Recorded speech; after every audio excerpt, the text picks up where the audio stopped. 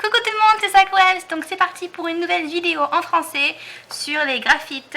C'est la dernière de la série que je vais faire et cette fois je vais vous parler des liners. Donc Graphite possède, enfin la marque en gros, possède deux gammes en fait de liners. Il y a les liners noirs type pointe tubulaire, qu'on appelle pointe tubulaire, donc pour ancrer, dessiner et écrire. Vous pouvez aussi accéder au liner brush. Juste ici, il y a 4 couleurs. Donc j'ai parlé des deux gammes. Alors, on va commencer par la gamme des liners classiques que voici. Il y a un total de, je ne sais pas compter, 8 liners. On va commencer comme ça. Donc il y a un total de 8 liners. Donc j'espère qu'on verra à la caméra. Donc ça va du très très fin au...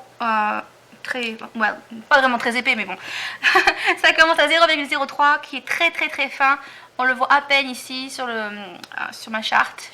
Donc on a comme vous pouvez le voir une gamme assez classique en fait quand on regarde les gammes de liner noirs qui va du 0,03 au 1 mm avec des tailles intermédiaires que j'apprécie énormément, comme le 0,1 ou le 0,2 que j'utilise très souvent, en particulier pour ancrer sur des petits dessins comme les petits carnets quand je fais des couvertures de livres. Le 0,3 qui est un classique que beaucoup d'illustrateurs utilisent, enfin en tout cas moi pendant des années j'ai utilisé 0,3. Et j'utilise également le 0,8 et 0,5 plus pour les contours quand je fais des ancrages. Donc par exemple pour ce genre de dessin où en fait j'ai ancré avec un 0,2 pour l'ancrage principal et ensuite un 0,5 pour le contour qui permet en fait de faire un effet un petit peu relief comme ça. Mais je ferai une petite démo, un petit challenge avec les liners juste après. Mais c'est pour vous donner un exemple. Quand on utilise les différentes tailles, en fait, on peut faire ce genre d'illustration. Très pratique pour ceux qui travaillent, comme ceux qui veulent être mangaka, ou ceux qui aiment beaucoup travailler uniquement en noir et blanc, par exemple. C'est vraiment super d'avoir une gamme aussi large. Et c'est vraiment une gamme complète. J'ai eu beaucoup de mal, par exemple, dans d'autres gammes, à trouver du 0,2 mm. Je trouvais que le 0,3 était trop épais, le 0,1 était trop fin. Et la gamme des graphites, il y a bien le 0,2, donc c'est très très pratique. Donc les voilà, que dire de plus? Eh bien écoutez, moi j'ai travaillé avec eux depuis approximativement un mois maintenant, donc quasiment toutes mes illustrations, et je trouve qu'ils sont vraiment agréables à travailler. Donc je m'en suis servie et j'apprécie beaucoup. Une écriture très fine et très agréable. Chose que j'ai remarqué, il ne gratte pas, la mine est très souple, non pas souple, très lisse. Il y a des feutres comme j'ai remarqué que par exemple le Faber-Castell, le Pitt Artist, il a tendance à gratter un peu, même avec un stylo neuf, donc peut-être que c'est un défaut de ce produit-là, mais en tout cas j'ai remarqué que le Graphite Liner, lui, ne gratte pas. Au niveau de l'intensité du noir, on va comparer ici. J'ai testé l'intensité du noir et si le noir était vraiment noir ou pas, et donc le Graphite Liner pour moi arrive en, je dirais, égalité avec le Unipin et le Copic. Il est pas tout à fait... Non, il est un tout petit peu moins noir, mais il est plus épais, donc c'est pas facile de savoir. Mais en tout cas, le Unipin de Fine Line et le Graphite Liner pour moi sont vraiment noirs. J'ai testé deux choses, donc l'intensité du noir, donc très bien pour le Graphite Liner. Et ensuite, je me suis amusée à faire deux tests. Donc sur ces traits que j'ai fait ici, j'ai attendu peut-être 5 minutes à peine et j'ai pris un graphite, donc un feutre à alcool, pour savoir si ça allait baver ou pas. Le papier que j'ai testé ici, c'est juste du Bristol de base. J'imagine que ça dépend peut-être de certains papiers, donc si vous avez des doutes, le mieux c'est de tester. Mais ce que je voulais dire, oui, alors j'ai testé. J'ai testé en laissant sécher à peine 5 minutes. Et voilà ce que j'ai eu. En gros, c'est difficile vraiment d'expliquer comme ça.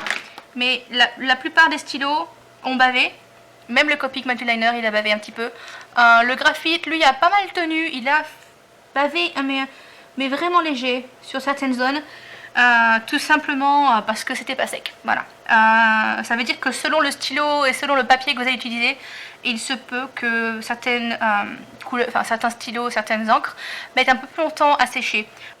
Et le second test, donc qui est là où j'ai fait du rouge avec un autre graphite, cette fois un feutre rouge, où là en fait j'ai littéralement attendu, je dirais, une bonne semaine. Donc je pense qu'après 2-3 jours ça suffit, où l'encre a eu le temps de sécher et de pénétrer dans le papier. Et j'ai refait le même test en venant superposer mon feutre, la même quantité partout, et il n'y a aucun stylo qui a bavé.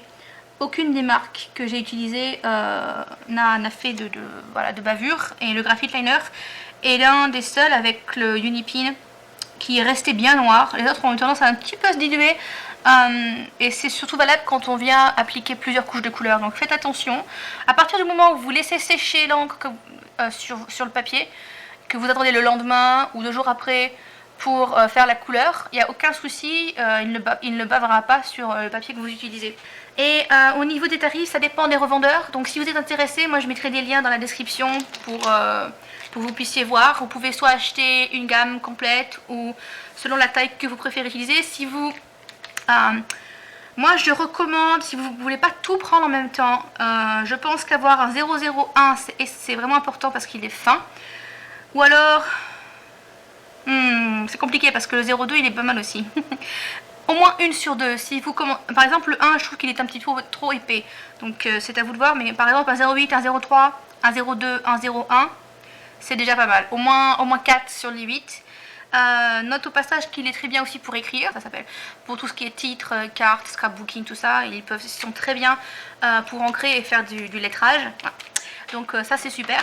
Voilà pour cette petite revue. Moi ce que je vais faire de toute façon, si je vais faire une petite illustration directement avec ces fameux stylos, un sort de mini challenge. Donc j'ai mon petit papier ici et je vais travailler une illustration uniquement avec les liners sous forme de challenge. Donc on va voir ce que ça va donner. Et en ce qui concerne le graphite, eh bien pour moi c'est un très bon stylo. Une fois qu'ils seront usés, honnêtement je pense que je rachèterai cette gamme là par rapport aux celles que j'avais utilisées avant. Un petit peu moins cher que les Unipin que j'aime beaucoup. Et ils sont faits au Japon et c'est une encre à pigment à base d'eau.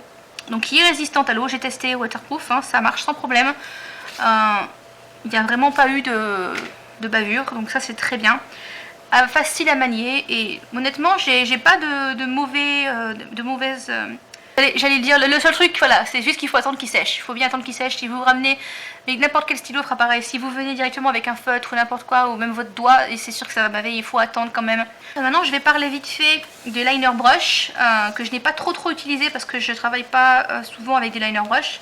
Mais ils sont là, donc c'est aussi très sympa si vous travaillez, si vous voulez ancrer type plein et délié, comme avec un pinceau en fait. Il y a le brush noir, que voilà. Il est pareil, hein, encre à base de pigment, c'est la même encre dedans. La différence c'est la pointe en fait, qui est une vraie pointe brush très souple et très agréable. Et on va faire un petit test. Il est forcément un petit peu difficile à manier, mais il suffit de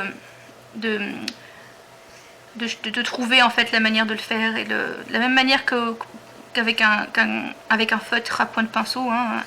Il faut forcément s'entraîner. Moi j'ai pas l'habitude donc je peux pas trop en parler.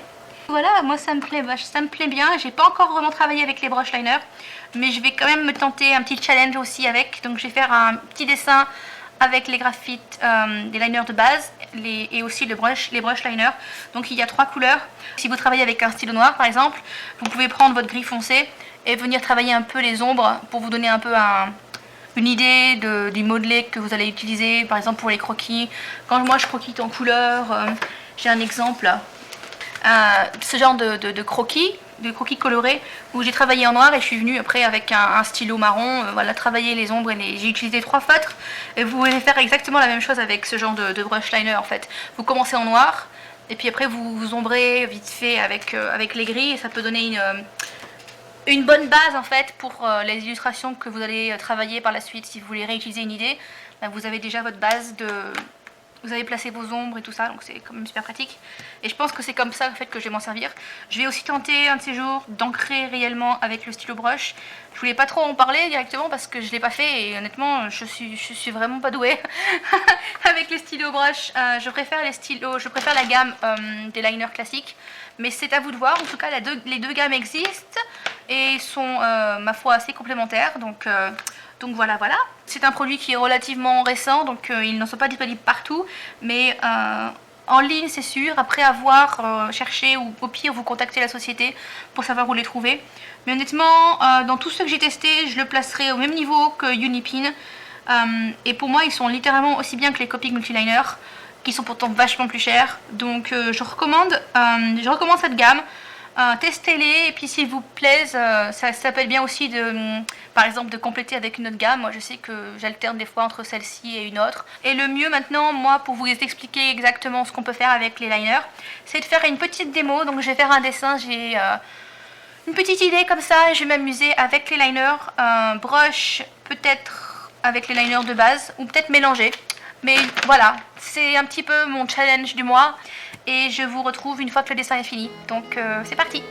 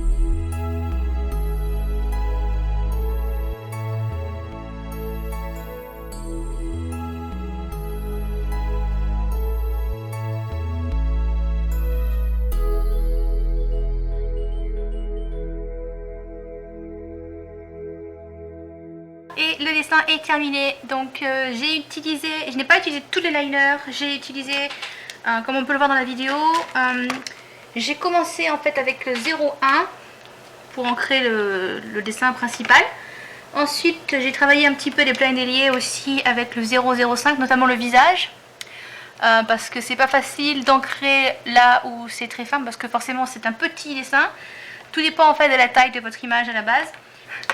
03, voilà, 03, j'ai aussi pris 02 pour les contours et pour certaines zones qui sont plus foncées. Et ensuite j'ai basculé avec les brush liners. Donc j'ai pas utilisé le noir, j'ai utilisé uniquement les gris, les trois gris en fait. Donc en fait le gris clair est quand même plus clair. Ça se voit surtout si vous venez balayer comme ça et que vous faites deux couches par exemple du gris moyen. On a ce dégradé en fait. Qu'est-ce que je veux dire? Oui, donc j'ai travaillé voilà, ces espèces d'effets. Ça n'a pas traversé le papier, pourtant c'est pas très épais. Mais en ce qui me concerne, je suis très contente. Bon, forcément, moi j'aime bien la couleur, donc ça manque un peu de couleur, mais c'est pas si mal pour un challenge à base de stylo. Donc j'ai utilisé uniquement les liners et j'ai fait une toute petite pointe avec un stylo blanc, mais juste pour le refléter dans les yeux. Et bah voilà, je pense que ce sera tout en fait. Donc honnêtement, je pense que c'est une très bonne marque. Et puis vous pouvez aussi prendre un peu... Enfin, vous n'êtes pas obligé de tout acheter, de tous les stylos. Mais je pense qu'avoir les liners, c'est pas mal aussi. Ce qui manque maintenant, enfin, ça serait super, c'est vous pouvez faire des liners sépia ou marron. Un marron clair, ça c'est mon rêve, un liner marron clair qui puisse ancrer à peu près toutes les zones, même la peau, tout ça, ça serait super. Mais dans l'idée, voilà, très bonne marque, Graphite Liner. Et honnêtement, je recommande, peu importe que vous preniez cette marque ou une autre, si vous êtes artiste, c'est hyper important d'avoir un bon set de liner noir, même si vous n'ancrez pas forcément en noir, même pour écrire ou pour croquis et tout, c'est vraiment très très pratique. Moi je sais que je m'en sers vraiment tous les jours. Donc depuis que je les ai adoptés, je m'en sers tous les jours, donc c'est super. Et voilà, je pense que c'est tout. J'espère que ça vous aura plu. Je pense que je vais peut-être faire d'autres vidéos de ce genre où je fais une revue combinée à un challenge. Si vous avez des idées de challenge, n'hésitez pas à mettre un commentaire en toute la vidéo. Donc je pense que ce sera tout. Voilà. Merci à tous d'avoir regardé la vidéo et je vous retrouve la semaine prochaine. Bye bye.